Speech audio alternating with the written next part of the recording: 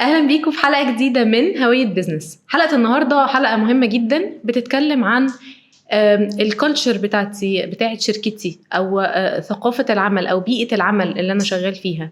ازاي اخليها بقى ناجحه، ازاي اخلق ويننج كالتشر لشركتي وللموظفين اللي بيكونوا جزء من الشركه اللي انا بشتغل فيها او اللي انا مسؤول عنها. ده التوبيك بتاعنا النهارده، ومعانا مروان. هاي مروان، ازيك يا صوفي؟ اخبارك ايه؟ كله تمام. كله تمام.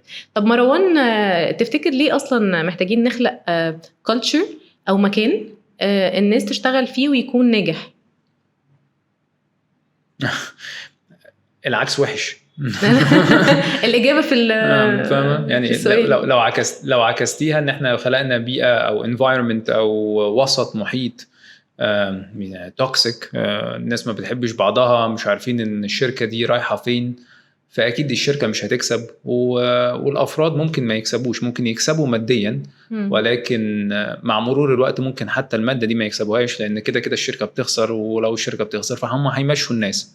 فان انت تخلق بيئه عمل صحيه او كلتشر، ثقافه او هويه للشركه بتاعتك، وان انت كل واحد في الشركه يكون عارف هو بيشتغل على ايه، وكل واحد يكون عارف ان هو جزء من يعني منظومة كبيرة. أعتقد دي حاجة مهمة بس برضو صعبة. هي مش سهلة طبعا. ما وانتي طبعا أدرى واحدة، انتي بتدرسي دلوقتي organizational psychology، business psychology، وده جزء كبير قوي طبعا من الدراسة. هي الدراسة كلها بتتكلم ازاي بربط ما بين الاكشنز اللي انا بعملها ككوربريت كشركة، وما بين علم النفس. يعني انا اتس ميكس ما بين كوربريت شغل، الاتش ار بيتصرفوا ازاي، احنا البراكتس الاستراتيجي بتتحط على اساس ايه، وبقى والسايكولوجي، العلم بتاع انا بتعامل مع بشر. ما احنا في الاخر اتش ار ايه، بشر بيتعاملوا مع بشر في الاخر. استراتيجي بتتحط ايه، هي فكر بزنس بيتحط لينفذ من بشر. صح. ده كور الدراسة، او يعني اساس الماجستير اللي انا بعمله دلوقتي يعني. اوكي. وخليني بقى من هنا اقول لك يعني ايه winning culture. اوكي، بص، احنا قلنا دلوقتي الواي ليه هي مهمه، لان عكسها اجابه معلش، اجابه بسيطه قوي، بس هو عكسها وحش يعني. لاي فرد او اي مجموعه سمول بزنس، ميديوم، كوربريت كبيره، هو عكسها مضر جدا طبعا. جدا. فعشان كده مهم جدا ان هو خلق الهارموني ده. دلوقتي بنتكلم على التعريف، صح؟ يعني ايه كلمه winning culture؟ صح جدا. winning culture من وجهة نظري تعريفها، ممكن انت هتعرفي التعريف العلمي بتاعها، بس انا ممكن اقول التعريف اللي انا شفته يعني، سواء ان انا اشتغلت في كوربريت او مع افراد. وهي فكرة ان كل فرد من افراد الفريق يبقى عارف ان هو ليه قيمة اقتصادية جوه الشركة، وان قيمته الاقتصادية ما بتؤثرش على البيهيفير بتاعه في الوسط الموجود. اوكي. يعني مش عشان انا مثلا قيمتي الاقتصادية مثلا اكس بلس فبعمل الناس اللي قيمتهم الاقتصادية مثلا اكس ماينس عاملهم بشكل مختلف، لان احنا كلنا في منظومة واحدة، كلنا عندنا سبب النجاح بالظبط كده. كلنا عندنا sense of belonging للمؤسسة دي أو للمنظومة دي أو للفكرة دي أو للرسالة دي. فمن وجهة نظري إن أنت تخلق winning culture هو إن أنت تخلق كل شخص يبقى عنده sense of belonging للهدف، وفي نفس الوقت انت كمان تبقى كسبان، لان هي winning culture. مش انا اخلق sense of belonging وان احنا نشتغل في يعني it's a kind of ممكن non profitable organization، ممكن دي ما فيهاش الجزء الثاني اللي هي القيمة الاقتصادية نفسها. ولكن الاثنين دول، ان كل واحد عارف ان هو ليه قيمة اقتصادية، وان السي او عارف ان هو كل واحد من الناس الموجودين ليه قيمة اقتصادية، وفي نفس الوقت في sense of belonging بيربطهم كلهم ببعض. صح جدا. ده كلام منطقي جدا جدا. خليني ازود عليه حاجتين. الحاجه الاولانيه، كان في مقاله في هارفارد بزنس ريفيو كانت بتتكلم على الكالتشر، وفي كلمه فيها نورت قوي في دماغي، هي فكره ان الكالتشر مش مجرد فلاشي ايدنتيتي. يعني ايه؟ يعني تقول انا بشتغل في شركه اكس بس، ودي بقى بتعدي في الكوربريت كتير قوي. اسم الشركه مبهر، يعني الاسم في السي في حاجه خطيره. however بيقول لك بقى انه لا، creating a culture جوه الشركه فيها خطوات كتيره قوي هنتكلم عليها طبعا related بده. بس في المجمل المقاله بتقول لك انه winning culture او مكان الناس تحب تشتغل فيه هو مكان الاشخاص بيشعروا ان هم جزء منه. ويشعروا ان هم قادرين ان هم تو كولابوريت او يشتغلوا مع بعض يوصلوا لنتيجه مشتركه ويبقوا برودكتيف، يعني يحققوا النتيجه المطلوبه منهم. ولكن في ظل خليني اقولها باكتر حاجه يعني كومن، بيئه عمل مريحه. صح. انا قادر اشتغل، قادر اوصل للتارجت الرقم KPI بتاعي ولكن بطريقه ايجابيه. وهقول كلمه كانت مهمه قوي بالنسبه لي، قريتها من قريب، كانت بتقول ايه وفرقت قوي. هي فكره لو انا عايز اعرف شركتي winning culture او a good culture او positive culture ولا لا، ان انا اسال سؤال واحد. هو الموظف يوم السبت بالليل ايوه عايز يجي قادر يصحى كده ويلبس وينزل يوم الحد الصبح، ولا بيدعي ربنا اي حاجه تحصل وما يروحش المكتب تاني؟ This is the على فكره ده التفسير البسيط، بس ده التفسير المنطقي. انا قادر اخلق مكان، مش لازم طول الوقت، احنا بشر في الاخر يعني نصيب ونخطئ، بس قادر اخلق مكان ان 80-90% من الوقت الناس عايز تشتغل فيه، الموظف عايز يشتغل، ومش بس عايز يشتغل على فكره، وبيفكر ازاي ينجح المكان، بيعتبر ان هو جزء من كل، مش بيعتبر ان هو انا جاي اشتغل من 9 ل 5 من 9 ل 6 واروح. ودي مهمه. واعتقد معظم الناس اللي انا قابلت ان هم بيعملوا فيرويل بارتي يعني، وبيتكلموا على السبيتش بتاعتهم في الفيرويل بارتي، او ان هو يعني خطبه الوداع. يعني ناس بقالهم 20 25 30 سنه موجودين في الشركه وبيعملوا يعني الخطبه الاخيره بتاعتهم. فبيتكلموا ان اكتر حاجه استفادوا منها، وده كان كومن في ناس كتيره يعني، اكتر حاجه استفادوا منها هي ريليشن شيبس. يعني الحاجه اللي طالعين بيها من الشركه هي ريليشن شيبس او العلاقات اللي هم بنوها. ممكن يعني عملوا حاجات كتير، ممكن عملوا مادة كويسة، عملوا فلوس كويسة، هياخدوا end of service ممكن كويس، ممكن كتبوا papers، عملوا إنجازات مهنية. ولكن لما تيجي تشوف الكومن، الحاجة اللي هم بيسترس عليها كتير جدا في الحديث بتاعهم هي relationships، هي بناء العلاقات أو التغير اللي حصل في حياتهم. فأعتقد وجود بيئة يعني مريحة هو بتيجي من الأفراد مع بعض، احساس الافراد مع بعض، واحساس زي ما يعني زي ما كنا بنقول ان هو sense of belonging. لو احنا في قبيله واحده فاحنا كلنا بنخاف على بعض. I belong. طب بس عايزه قبل ما نبتدي نتكلم في ازاي نقدر نحقق winning culture، خليني اسالك سؤال مهم. هو انا النهارده كانتربرنور او كشخص رائد اعمال ببني البيزنس بتاعي، هو انا ليه دور اصلا ان انا اخلق الكالتشر ده؟ ليك دور ولا انت مالكش دور؟ حاول وجهة نظري وانتي قولي لي وجهة نظري صح ولا غلط. يلا بينا. هو كل واحد في المنظومة ليه دور، سواء انت مدير او CEO ليك دور اساسا ان انت تقول ان انت تفكر ان انا محتاج ان انا اخلق winning culture، مش محتاج فقط ان انا اعمل بيزنس واوفر وماركتنج وسيلز and that's it. اوكي، لا، انت محتاج تفكر ان الناس دي لازم يكونوا in harmony، لازم يكونوا في تجانس، ولازم يكونوا حابين الشغل مع بعض. فأعتقد أنت كCEO محتاج تفكر في الفكرة دي، ما تبقاش بس التفكير قائم ومنصب فقط على الانفستمنت وأخد فند وأخد في بني أدمين هيعملوا كده. أوكي، مش بس هيعملوا تاسك، ولا في بني أدمين بيعيشوا مع بعض وبيأكلوا مع بعض، في بني أدمين بشر. فدي أعتقد أول حاجة.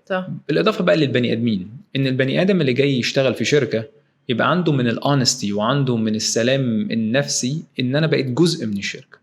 يعني يبقى في وين وين سيتويشن، يعني فكره ان انا بقى اشتغل على قد فلوسهم وان انا مش عارف ايه وبتاع. فلو انت مش حابب حاجه ما تعملهاش وما تبقاش موجود فيها، لانك يعني sooner or later هتبقى دي طبيعتك وهتبقى دي هويتك. ده الخوف ان دي تبقى هويتك، ان انت دايما تلاقي الشورت كات في اي حاجه.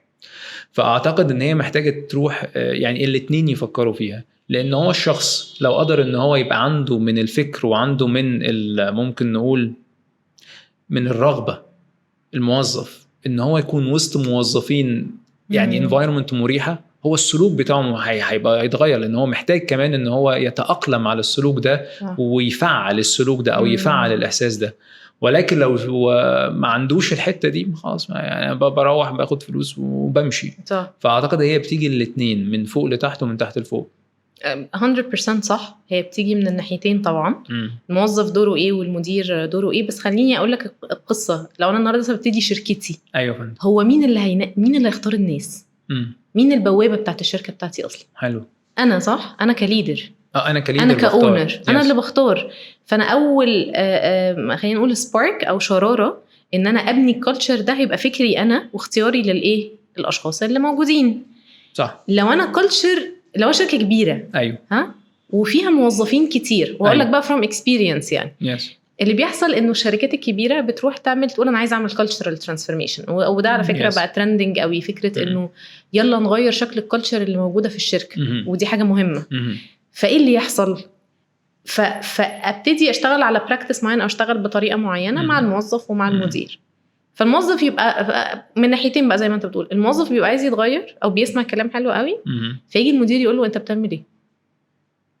انت بتعمل ايه اللي انت بتعمله ده غلط، امشي على الكالتشر القديم، امشي تشيك بوكس، قول يلا بقى نخلص دي نلاقي حل سهل عشان نمشي.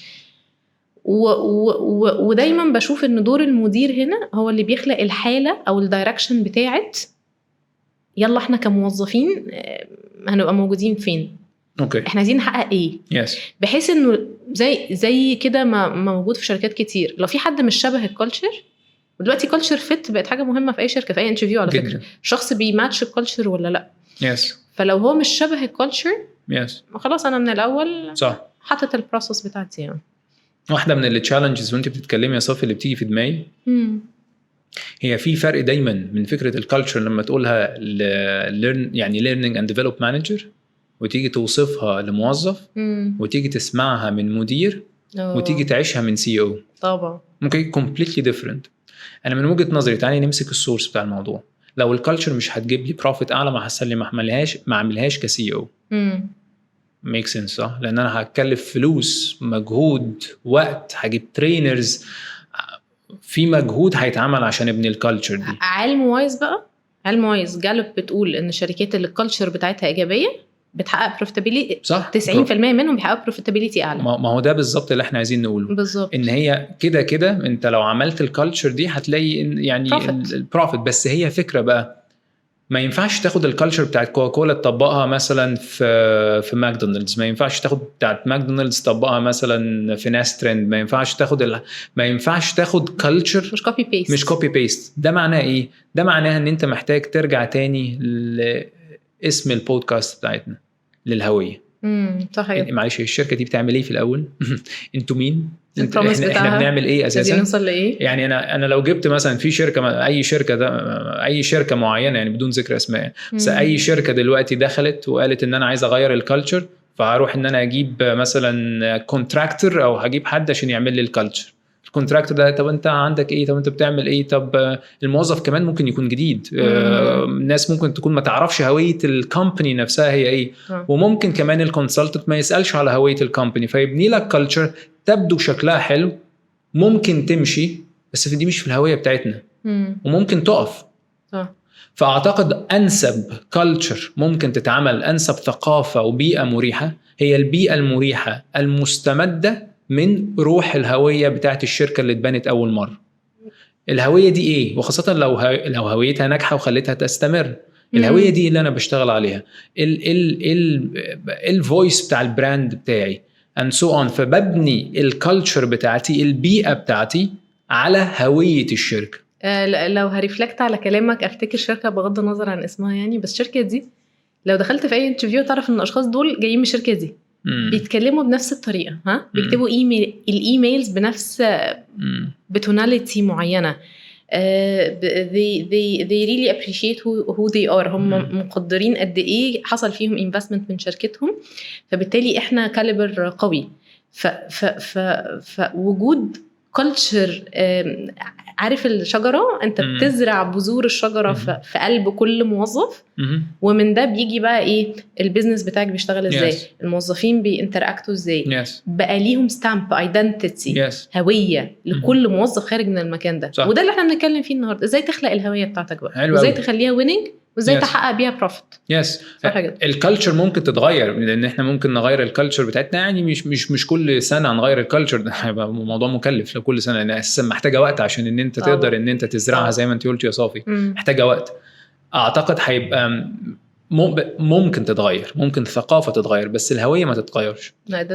الايدنتيتي موجوده، بس انت ممكن تختار الثقافه او واي من الثقافه ممكن يتلائم مع الانفايرمنت اللي انت موجود فيها اكتر. بس الهويه انت بتبني على الهويه. فعشان كده مثلا في الشركات الصغيره اعتقد دي مناسبه جدا، لان انت بتبني الهويه بتاعت الشركه بتاعتك، وبعد كده بتحاول ان انت تبني عليها هي الهارموني، يعني البيئه نفسها. انت بتحاول تبني البيئه بناء على الهويه. صح جدا. لان ده اللي هيخلي السي او يختار، لان هو مش واحد يعني جاب في دماغه حاجه فقام جاي عامل كلتشر، لا هو انت بترجع للبراند بوك بتاعنا اللي منه تقدر ان انت يعني تخلق كلتشر تقدر تكون مناسبه للهويه ان وير انذر.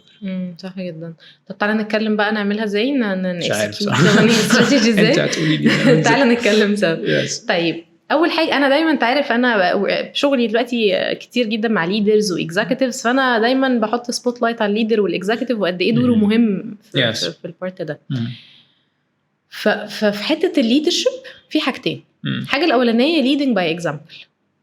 تمام. لو انا عايز اخلق كلتشر بتقول ان الموظفين بيساعدوا بعض، ما ينفعش انا ابقى بدخل ادي قرارات ومش بساعد اللي حواليا عشان خاطر نحقق القرارات دي بنشوفها في ليدرز كتير قوي.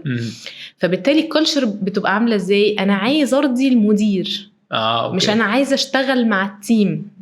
ودي حاجه يعني الليدرشيب هتلاقيني بتكلم على كذا بوينت. واحد بشوفها هيوج بين او يعني كومن او مشكله مستمره، وفي نفس الوقت هي حاجه بتحصل في البيزنس طول الوقت. ففكره الليدرشيب ان هو يليد باي اكزامبل، انا المدير بعمل كذا، فبالتالي انا اشجعكم كموظفين ان انتوا تعملوا كذا. ان هو بيتصرف بناء على الكالتشر اللي هو قالها او الهويه. بالظبط. تاني حاجه وجود الاستراتيجي، والاستراتيجي اللي هو الفكره اللي هو زي ما انت كنت بتقول كده من شويه، الهويه كده. انا وانا بحط الاستراتيجي بتاعتي لازم تترجم لتفاصيل. اوكي. بمعنى الشركه حاطه استراتيجي معينه ان انا عايزه ابقى اهم رائد في مجال صناعه الملابس في العالم في مصر. خلينا نبتدي خطوات بسيطه في مصر. هل دي this is my own strategy for the، وحطت لها فيجن وميشن وحطت لها كل حاجه بعد كده. طيب انا بقى كموظف واقف فين من الاستراتيجي دي؟ انا دوري فين؟ انا هسيب بصمه ازاي؟ بس خد بالك وانت بتخلق البيئه بتاعت انا كموظف دوري فين في الاستراتيجي، محتاج تقول للموظف كيورد هنا مهمه ان هي ايه؟ تراست. ان انت محتاج تترست اللي انا حطيته كسي او. ومش بس كده، انت محتاج تترست الكوليج بتاعك، انت محتاج تترست السيستم اللي احنا نتفق عليه سوا. ياما استراتيجيز حلوه في شركات اتحطت والكالتشر قتلتها. صح. في حاجه بتتقال كده تقول لك ايه؟ كالتشر ايت استراتيجي فور بريكفاست. الكالتشر لو مش مبنيه صح وفيها تراست ومربوطه بالاستراتيجي صح، اتس سايكل يعني مره لس. لو مش مربوطه صح دن تالي مروان اكيد عدى عليك يعني استراتيجيز اتحطت حلوه والكالتشر استراتيجي بتتكلم كلام حلو ومبهر، والكالتشر في حته تانية وزي ما بيكونكتوا العكس. يعني الاثنين ترابطهم مهم جدا. وهي برضو لما احنا نفكر فيها هي فكره الهويه.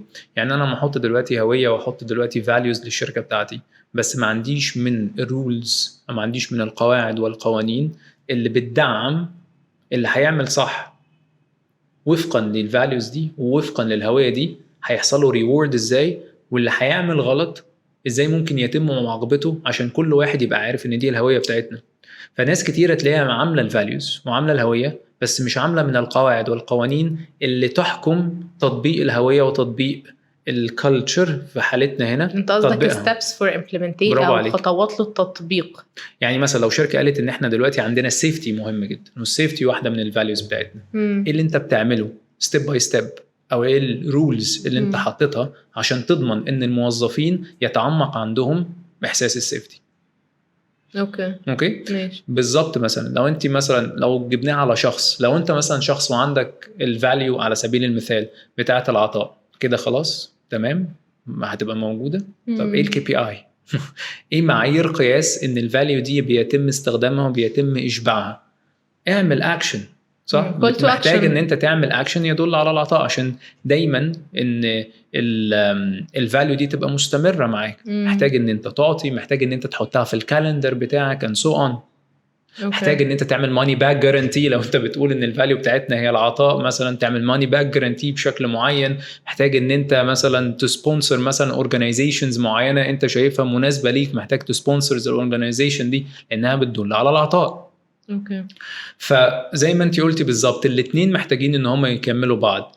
كلتشر كلام وفقط لا غير، مهم ان انا اصدقه، ولكن في الاخر انت لو ما عملتليش امبلمنتيشن سهل او تطبيق سهل بخطوات سهله وبرولز احيانا ممكن تكون صارمه في البدايه، زي ما انت قلتي اوكي كلامكم حلو قوي، فالسي او في حته شايف ان الكالتشر دي اعظم حاجه يعني بعد اختراع الكهرباء، والموظف شايف ده اي كلام في الهواء، وان احنا عندنا ايه رحله حد جاي يتكلم عن الكالتشر النهارده. ايوه حصه فاضيه يعني. بنحضر الحاجه ونسمع نقول كلام جميل بس مش اي، وعلى فكره ده بيحصل كتير قوي، كلام محترم جدا بس مش اي علاقه باللي بيحصل في ارض الواقع. I don't feel there. انا مش حاسس ان انا منتمي، انا مش حاسس ان حد جاي يكلمني. حبيبي ما تكلمنيش عن الكالتشر، كلمني الاول عن المرتب اللي ما بينزلش كل يوم في ما ده جزء من الكالتشر. خد بالك كوميتمنت البيزنس توردز المرتب ده جزء من الكالتشر اللي انا بخلقه الموظف. ان انا اقول للموظف طول الوقت عايزك تبقى اجايل وعايزك تبقى سريع، بس انا مش مديله سيستم يخليه سريع. صح. فانا الاستراتيجي بتقول كلام بص، والكالتشر بتقول كلام تاني. they are not connected. هم مش مربوطين ببعض خالص يعني. ده حقيقة. فكرة مهمة في فكرة الليدرشيب as well. ودي اللي سايمون سينك قالها في كتابه وفي كذا توك قبل كده، هي فكرة انه الليدر بيخلي الموظف عايز يبقى productive. يعني مش الفكرة ان انا كليدر اروح للموظف اقول له روح اعمل 1 2 3 4 5. ده انا بانسباير الامبلويي يطلع بافكار towards productivity عشان خاطر يحقق احسن. وبديله من السيستم اللي يخليه قادر ينجح او قادر يفكر بطريقه تحقق لي الكي بي اي ده. تعال نتكلم على البيزنس شويه. ها ايه اللي بيحصل في البيزنس؟ ليد some leaders، مش كل الليدرز ماشي، ما they don't inspire. هو بيجي يجيب الموظف يقول له بقول لك ايه، الاستراتيجي بتقول كذا، الكي بي ايز بتقول كذا، go ahead and execute. الموظف بيحس ان هو frustrated محبط. فايه اللي بيحصل؟ بيعمل حاجه من غير قلب، بينقل طاقه سلبيه للي حواليه، الكالتشر بتتحول لطاقه مش احسن حاجه. طيب لو انا عايز اخلق بقى على الناحيه التانية كالتشر ايجابيه، حطيت الاستراتيجي، نزلت الاستراتيجي، وده اللي بيحصل بقى في شركات كتير. نزلت الاستراتيجي على المدير، مدير نزل قعد مع الموظفين اتفقوا على الكي بي ايز ليه خارجه من الاستراتيجي. ذن وقت الامبلمنتيشن انا بخلق طريقه او ميديم او تشانل او مكان يعني يقدر الموظف يقول فيه انا هحقق كي بي اي ده ازاي. وممكن على فكره اطلع بفكره بره الصندوق جدا، والفكره بره الصندوق دي انا محتاجه اقيمها كمدير. لو تنجح هقول له نجاحها ماشي ازاي. مش بره الصندوق قوي يعني، مش بره الصندوق قوي يعني انا قصدي لو ينفع يعني لو ينفع ان هي تتنفذ، لو هي تنفع تتنفذ فعلا هنزل يلا ونشوف هاو امبلمنتبل ات از، وابدا اديله كوتشنج ونبتدي نكسكيوت. لو هي مش ابليكابل هنبتدي ايه نوصل لاجريمنت او ده هيحصل ازاي. ايوه فاهم. ده هيخلي الموظف عامل ايه كونكتد. برافو عليك. انا حاسس ان ليا هويه، انا حاسس ان انا مربوط بالمكان اللي انا فيه لان انا ليا مكان. كلام رائع عظيم، واعتقد دي ممكن ان احنا ننهي بيها ونلخص كل اللي احنا قلناه يعني قبل كده. هاو ان انت تبني يعني winning culture بشكل عام، ان انت دايما تربطها بالهويه. اعتقد دي واحده من الحاجات الاساسيه. رقم 2 زي ما انت قلتي هي فكره ان احنا يبقى في دايما communication مع الناس. ايه هي الهويه دي وايه هي الكالتشر الجديده اللي احنا عملناها وليه احنا عملناها بالشكل ده، ومش مره واحده ولكن ريجولر ميتينجز. في كل ميتينج بتحاول ان انت تعزز ده، سواء بقى على الافراد الصغيرين او على تاون هولز بتعملها and so on. فلازم يبقى عن ريجولر ميتينجز بتدعم فيها الكلام ده. بالاضافه كمان ان انت بتحط رولز صارمه احيانا ومشجعه احيانا، ان انا بناء على الاستراتيجي الجديده او بناء على الكالتشر الجديده اللي احنا حطيناها، اللي احنا حاولنا ان احنا نشرحها باكتر من شكل وكنا very transparent واحنا بنشرحها. واعتقد زي ما انت قلتي the way of delivering it هي مهمه جدا، ان هي تبقى inspiring empowering، مش بس ان انت بتعمل كده عشان the sake of taxes عايز تقلل التاكسس. أيوة. لا انت بتعمل كده حقيقي for us، احنا في هدف، في حاجه انت عايز تعملها للشركه، وده كمان احنا هنستفيد منها. فاعتقد الويف كوميونيكيشن مهمه جدا ان هي تكون انسبايرنج معاهم، مع ريجولار ميتينجز، مع ربط ان تربطها بالهويه وتربطها كمان باكشنز الناس تقدر ان هي تكون ملموسه يعني. صح جدا جدا. وبكده نبقى خلصنا حلقتنا النهارده. في حاجات كتير قوي تتقال في الكالتشر بس جداً. يعني وقتنا خلص للاسف، فحلقتنا خلصت النهارده. شكرا جدا يا مروان، واستنونا في حلقات جايه من هوية بيزنس. شكرا لكم.